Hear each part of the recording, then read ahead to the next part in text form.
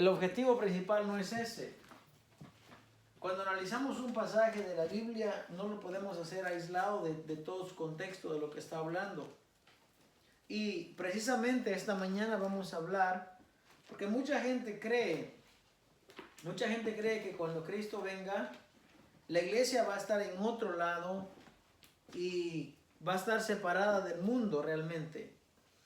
El día miércoles hablábamos de cómo Dios guardó a su pueblo en Gosén, pero en la misma tierra.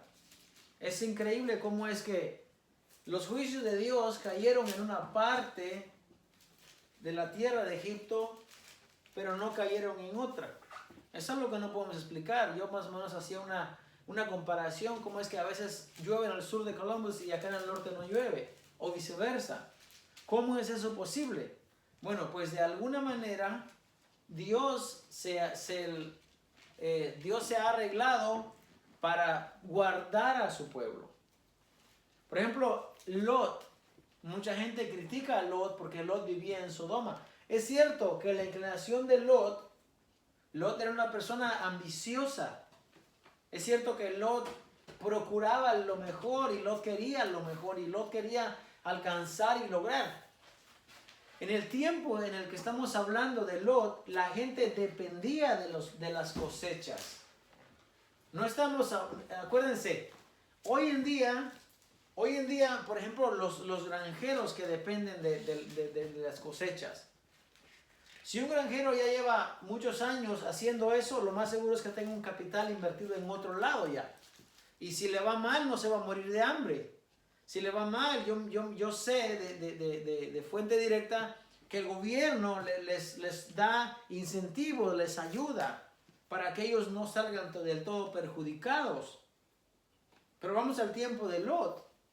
Lot, dice la palabra del Señor, que cuando los pastores de él y los pastores de Abraham tienen un altercado, un confrontamiento, un pleito, una riña, dijo Abraham: no tenemos por qué pelear, pues somos hermanos. Aunque Lot era hijo del hermano de Abraham, de Nacor me parece. Le dice: mira, alza tus ojos y mira donde tú quieras irte.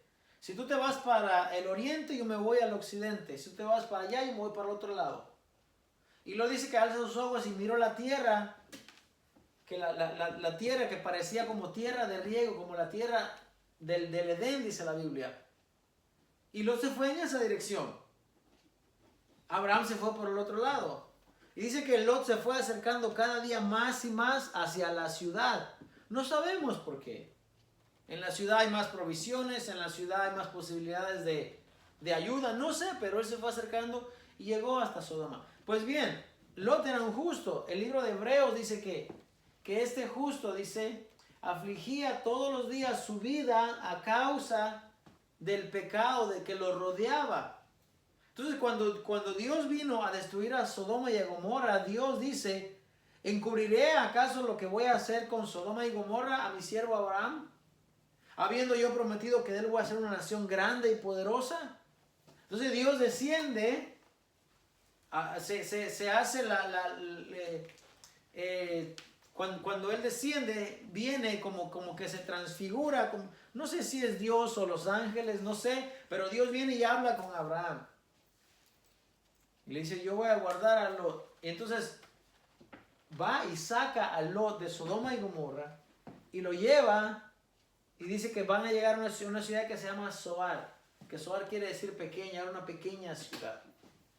Por alguna razón las ciudades grandes están relacionadas con el pecado, con la maldad, con la gente que no conoce a Dios. Y Dios libra a Lot de ese castigo.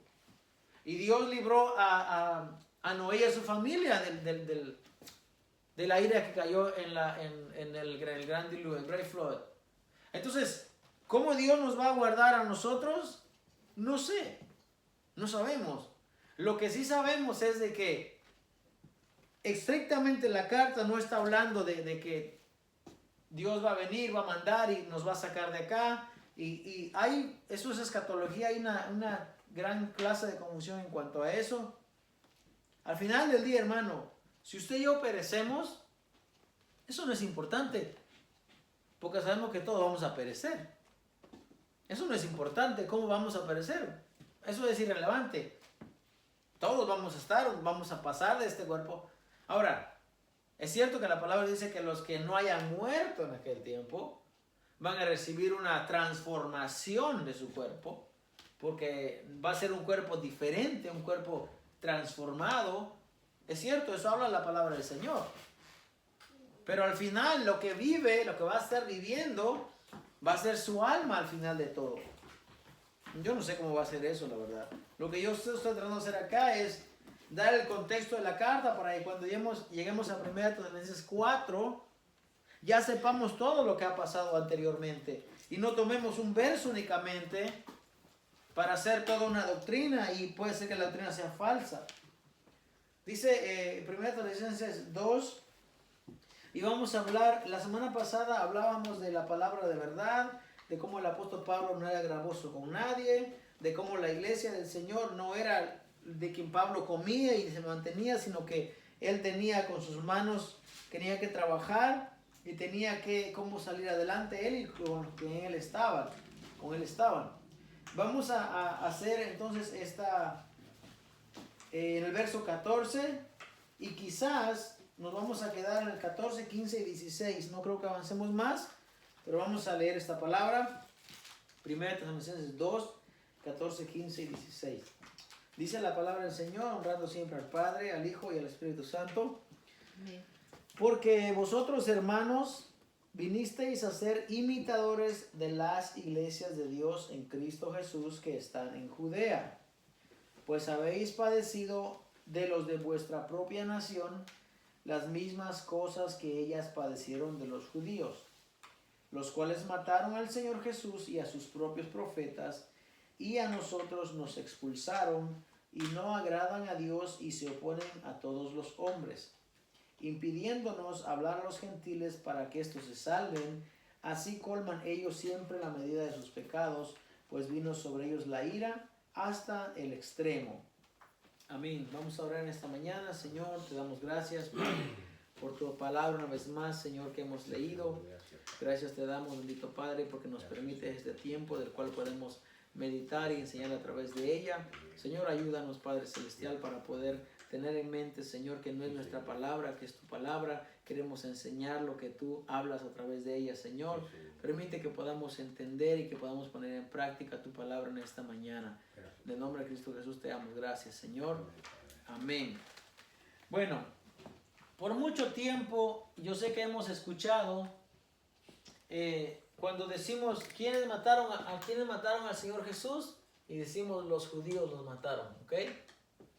Esto es una verdad a medias, Eso es una verdad, no sé si es 50%, pero es una verdad a medias. No es completamente la verdad lo que nos han enseñado. Incluso, yo creo que los autores de los evangelios, muchas veces, yo no sé si los autores originales o los que hicieron la traducción, no ponen las palabras correctas donde debe de ir, porque si estudiamos detenidamente, hay cosas que dicen una cosa, pero luego como que se contradicen. Por ejemplo, el apóstol Pablo está hablando acá de esta iglesia de tesalonicenses, diciendo que ellos, dice, escuche bien, han padecido, así como padecieron las iglesias de Dios en Cristo Jesús que están en Judea. Y es allí donde podemos ver, por ejemplo, esa parte que dice las iglesias de Dios. Se está refiriendo a la familia del Señor, la familia en la fe, que ha sido perseguida y que ha sido maltratada. En este pasaje no nos explica realmente cómo es que ellos habían sido maltratados o perseguidos, pero sí nos dice, nos hace una comparación con las iglesias de Dios que estaban en Judea. Entonces dice, las cuales, dice, padecieron de su nación las mismas cosas.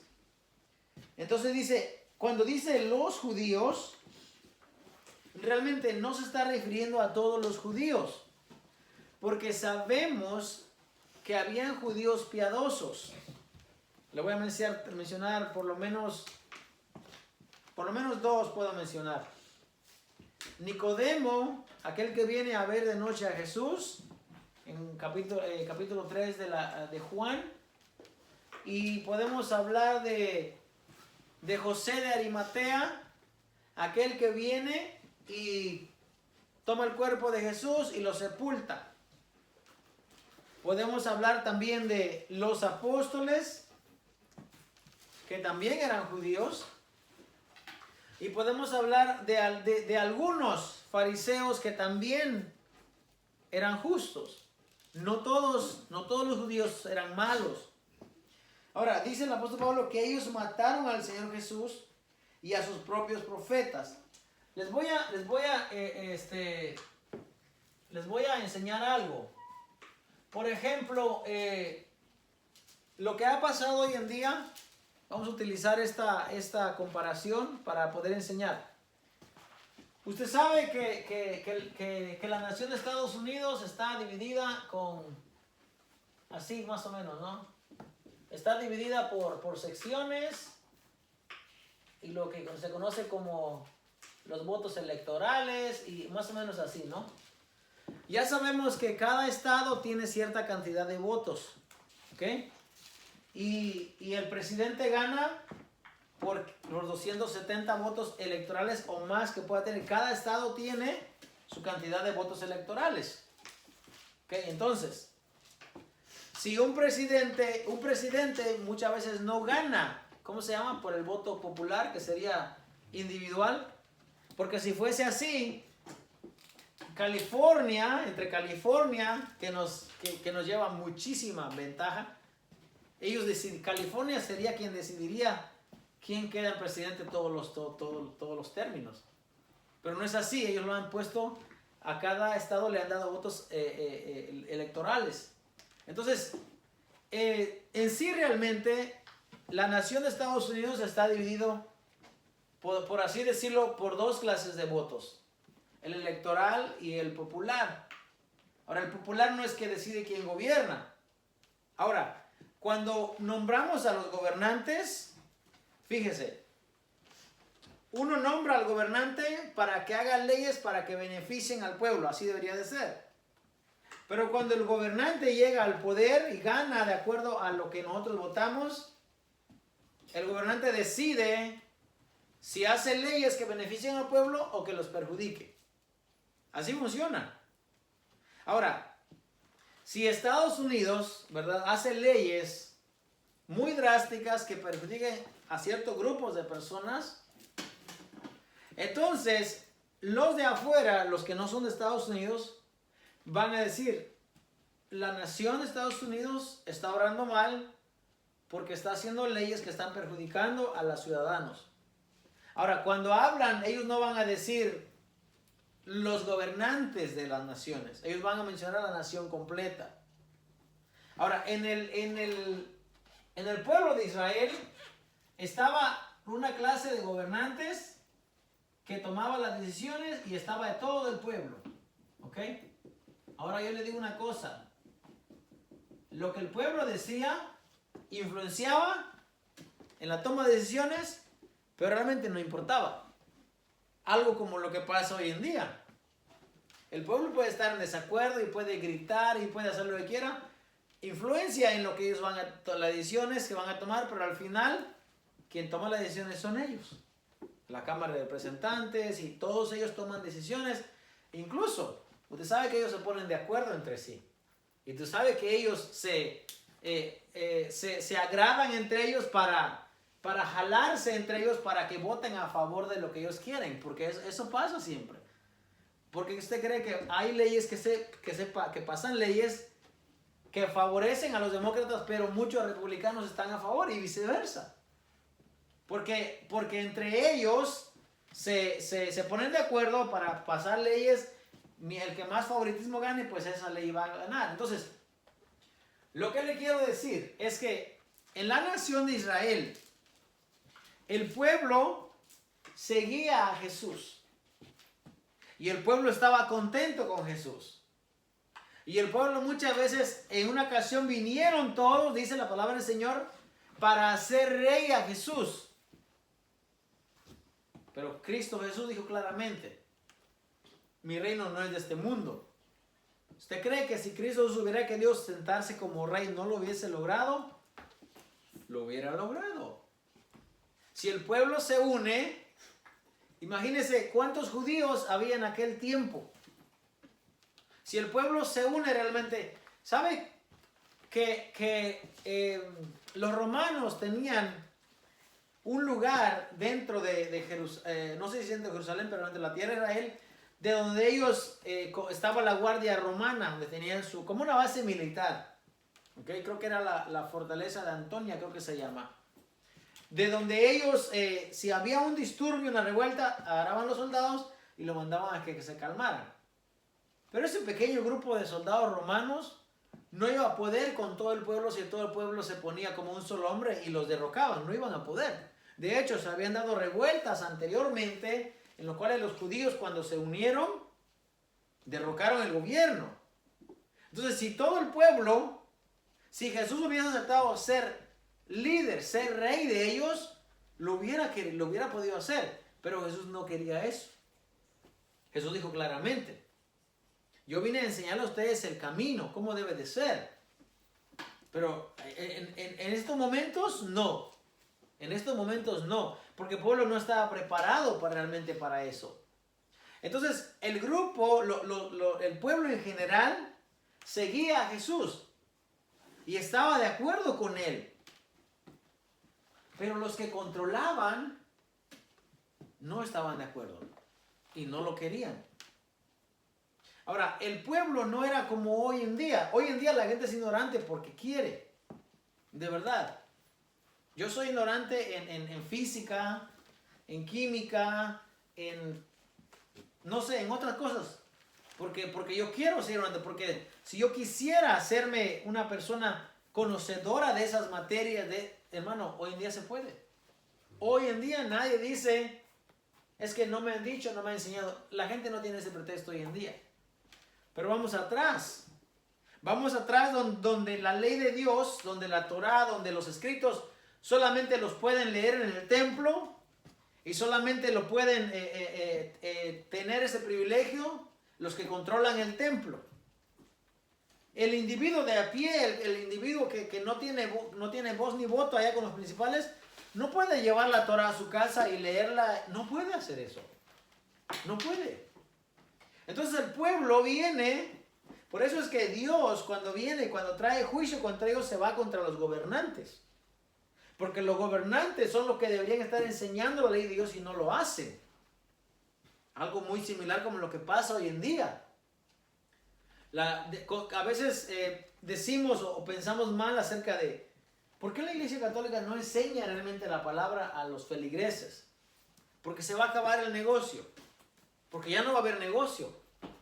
Si el sacerdote enseña realmente que la salvación no es por obras, sino es por fe, ya no va a haber quien deposite y quien dé, quien done. Porque el látigo o la manera que ellos tienen para amenazarlos es, si quieres salvar, pues haz indulgencias. ¿Quieres salvar? Pues haz esto. ¿Quieres que tu familiar salga del purgatorio? Pues haz esto. ¿Quieres esto? Pues esto. Martín Lutero dijo, no es así. La salvación es por fe, no es por obras.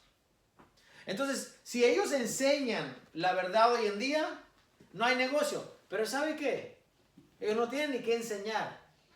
Porque hoy en día cualquier persona puede ir, leer la Biblia en el idioma que quiera, encontrar los escritos originales si es que quiere, aprender hebreo si es que quiere, aprender griego, ir a las lenguas originales y tomarlo. Pero no lo hacen. No lo hacen. La gente está metida en grupos religiosos hoy en día porque les es conveniente. Porque les gusta, porque les pueden ayudar, porque les gusta estar unidos de mucha gente. Aunque la gente no los quiera, aunque la gente no los ame. Pero quieren estar metidos allí. ¿Cómo sabemos que una persona nos ama, nos quiere? ¿Cómo sabemos que una persona es parte de nuestra familia? Cuando nos preocupamos por esa persona, cuando compartimos con esa persona, cuando estamos ahí con esa persona, cuando le hacemos sentir que es parte de nuestra familia. Pero eso no sucede hoy en día en los grandes grupos religiosos hoy en día. Entonces la gente está metida en los lugares porque quiere simplemente. Pero la vida del Señor no se trata de querer, se trata de amar a Dios. No importa si yo estoy incómodo. Pero si me están enseñando la palabra de Dios, si estoy aprendiendo, si estoy creciendo, eso es bueno para mí. Eso es bueno porque me están enseñando el camino, me están enseñando la verdad. Aunque no tengo otras comodidades. Entonces, le digo, eso es lo que pasa hoy en día con el pueblo. Los gobernantes o los que enseñan, no enseñan lo correcto. Así pasaba en el tiempo de Jesucristo. Ellos no enseñaban lo correcto. Ellos tenían una agenda y la agenda de ellos era: nosotros somos los que mandamos y nosotros nos vamos a mantener en el poder. Y ese tal Jesús que está enseñando, decían ellos, está soliviantando, está juntando al pueblo y nos va a quitar, nos está quitando el negocio realmente. Los sacerdotes, las personas que oficiaban, estaban en convenio con el gobierno romano. Estaban en convenio con el gobierno. ¿Por qué usted cree que los cobradores de impuestos no eran bien vistos por el pueblo? Porque un cobrador de impuestos era un ladrón. ¿Por qué? Porque no solamente, no era un ladrón que robaba a cualquier persona, robaba a su propia nación, a su propia gente. Por eso es que no eran bien vistos. Entonces el apóstol Pablo dice que ellos habían padecido, así como la iglesia de los que estaban en Judea. Ahora, cuando Pablo está hablando acerca del sufrimiento y de la persecución que habían pasado las iglesias de Judea, no lo ha hablado porque alguien se lo dijo. Mire, Hechos 8, en su capítulo 8, verso 3, dice el escritor, dice, y Saulo, que es Pablo, consentía en su muerte, hablando acerca de Esteban. En aquel día, dice, hubo gran persecución contra la iglesia que estaba en Jerusalén. Y todos fueron esparcidos por las tierras de Judea y de Samaria, salvo los apóstoles. Y hombres piadosos llevaron a enterrar a Esteban e hicieron gran llanto sobre él. Y Saulo asolaba la iglesia y entrando casa por casa, arrastraba a hombres y a mujeres y los entregaba en la cárcel. Entonces, cuando el apóstol Pablo está hablando del sufrimiento que pasaron las iglesias de Judea, no es porque alguien se los dijo, es porque él personalmente era quien se encargaba de ir a agarrar a aquella gente y azotarlos y arrastrarlos y meterlos en la cárcel. Ahora, Hechos 26 al 9, cuando él está relatando su conversión, dice: yo ciertamente había creído mi deber hacer muchas cosas contra el nombre de Jesús de Nazaret. Eso es Pablo está hablando. Lo cual también hice en Jerusalén. Yo encerré en cárceles a muchos de los santos, habiendo recibido poderes de los principales sacerdotes, y cuando los mataron, yo di mi voto. Y muchas veces castigándolos en todas las sinagogas, los forcé a blasfemar, y enfurecido sobremanera contra ellos, los perseguí hasta en las ciudades extranjeras. Ahora, yo les pregunto, si Pablo no recibe poder y autoridad de los principales sacerdotes de este grupo de gente, ¿en nombre de quién él iba a actuar? No tenía autoridad.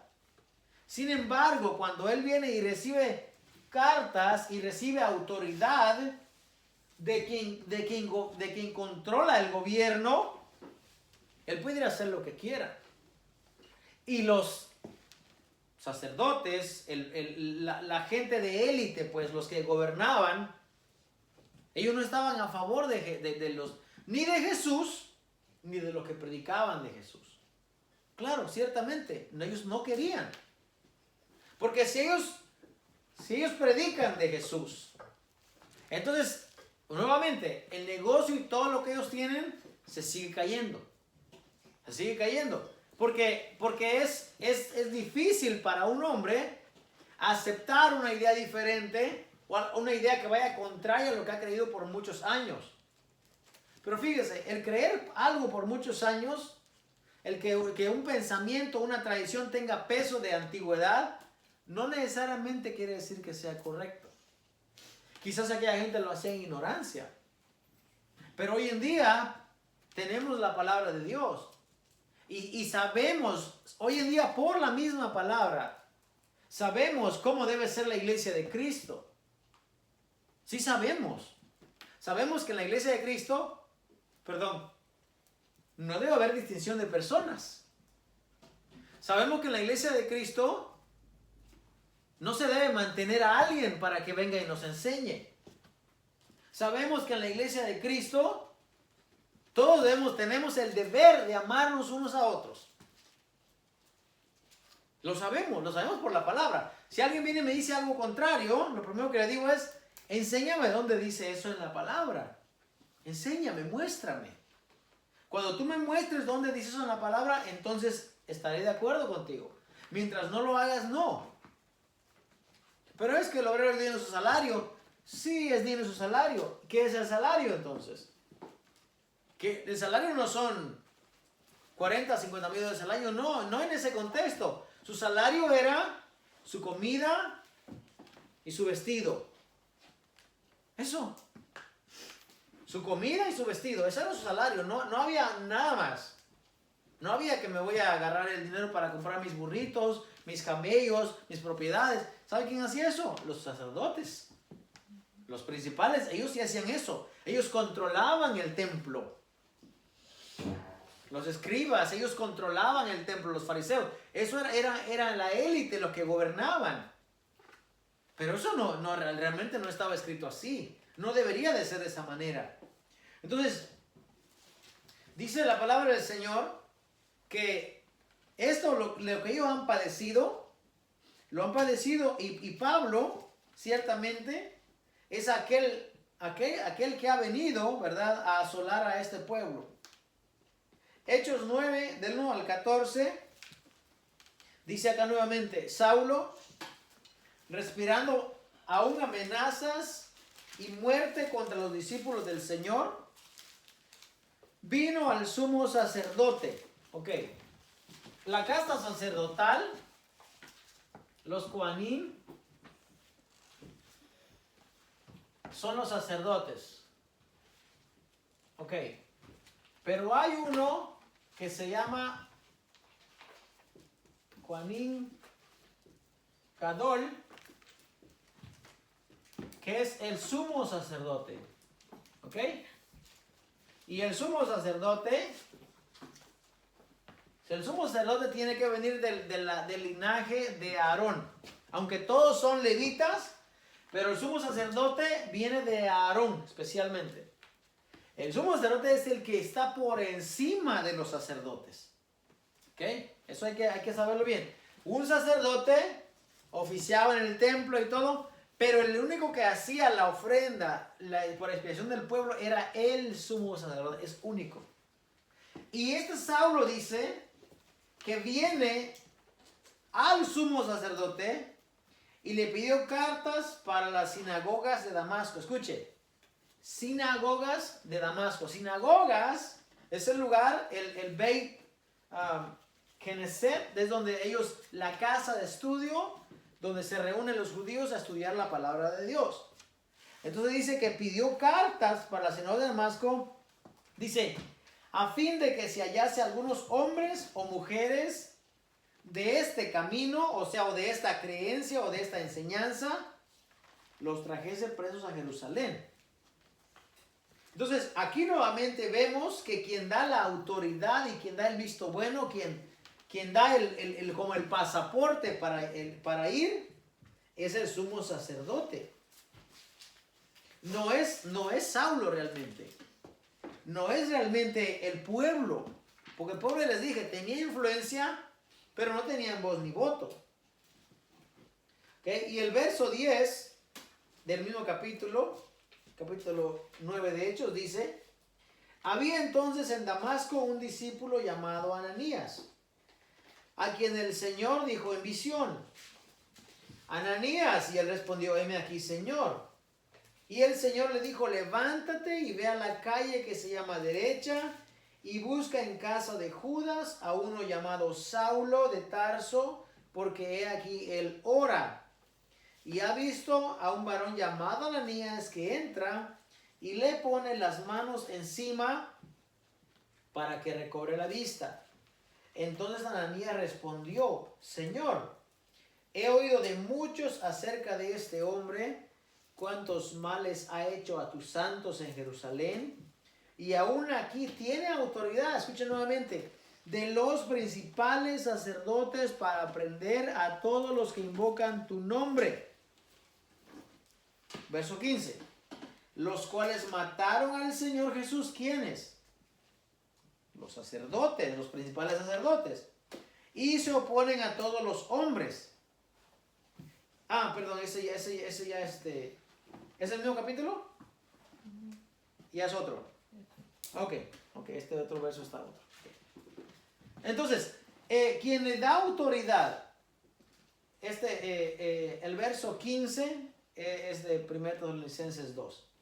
Entonces, quien da autoridad para que estas redadas o estos encarcelamientos o estos desplazamientos suceda con los cristianos o con los del camino, son los principales sacerdotes. Porque los sacerdotes, los principales y el sumo sacerdote son los que controlan el templo. Y vamos a analizar un poquito Juan 7. Porque Juan 7 tiene mucho que decir respecto a cómo el pueblo, respecto a cómo ellos miraban y trataban a Jesús. Juan 7.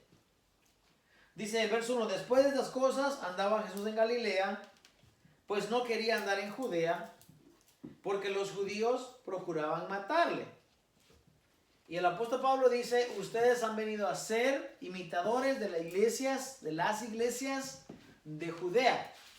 Entonces, en Judea parece ser donde se concentraba este grupo de personas que querían matar y querían hacer daño a los seguidores de Jesús y también a Jesús. Dice: porque los judíos procuraban matarle. Estaba cerca la fiesta de los judíos de los tabernáculos. Note bien esto.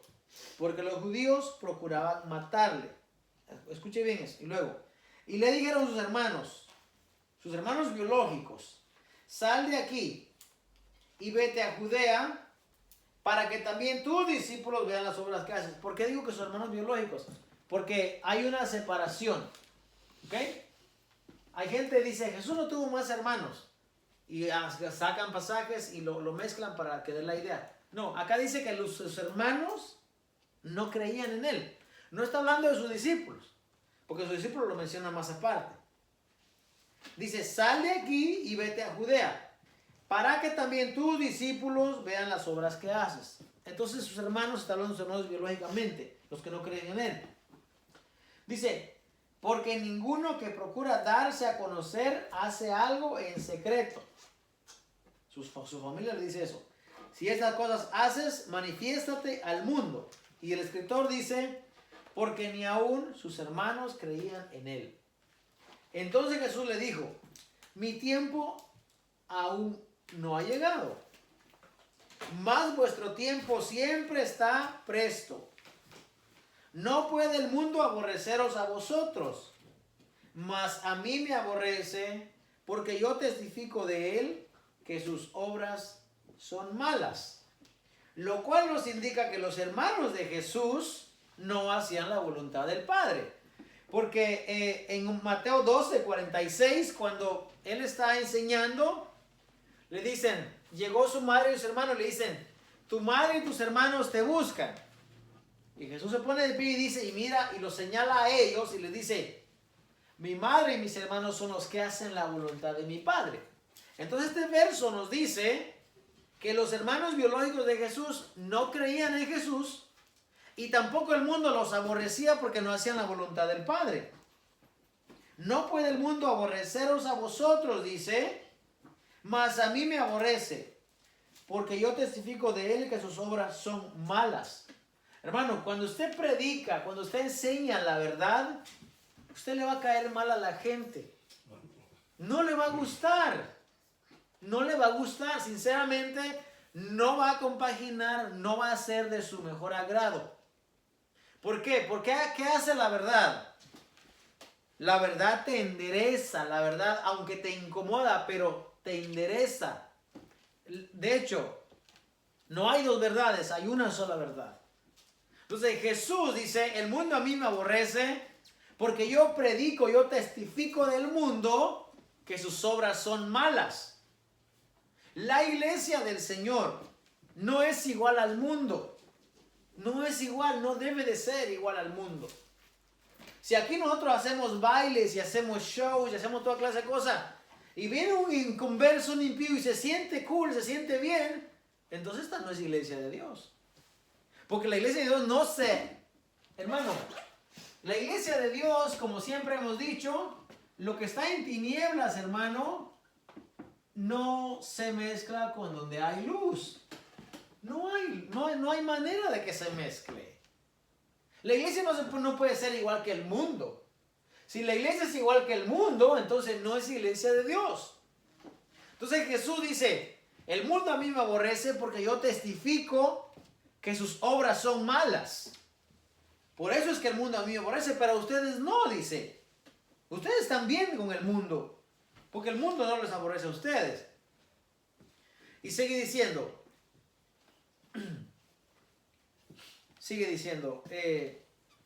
subid vosotros a la fiesta, yo no subo, verso 8, yo no subo todavía a esta fiesta, porque mi tiempo aún no se ha cumplido. Y habiéndoles dicho esto, se quedó en Galilea. Pero después que sus hermanos habían subido, entonces él también subió a la fiesta, no abiertamente, sino como en secreto. Y le buscaban los judíos en la fiesta y decían, ¿dónde está aquel? Vamos a estudiar esto entonces. Arriba dice claramente que los judíos procuraban matarle. El verso 1. Verso 2 dice, estaba cerca la fiesta de los judíos. Y entonces acá en el verso 11 dice, y le buscaban los judíos en la fiesta. ¿Por qué los están mencionando tanto? Primero era una fiesta de judíos. 2, los judíos querían matarle. 3, le buscaban los judíos en la fiesta. ¿Dónde está aquel? Dice. Y había gran murmullo acerca de él entre la multitud, pues unos decían, es bueno, pero otros decían, no, sino que engaña al pueblo. Y mire, aquí aparecen los líderes religiosos. Pero ninguno hablaba abiertamente de él por miedo a los judíos. Oiga, el escritor como que se fue de corrido. Primero me dice que la fiesta era de judíos. Luego me dice que los judíos querían matarle. Luego me dice que unos judíos hablaban bien de él y otros decían que no. Pero luego me dice que nadie hablaba abiertamente por miedo a los judíos. Entonces, ¿de qué estamos hablando? Es como que un revuelto ahí. Para entender eso, entonces debemos de conocer el contexto, conocer quiénes son, porque si mezclamos a todos, como hizo el escritor, en un solo revuelo, no vamos a saber quién es quién. Ahora yo le voy a decir,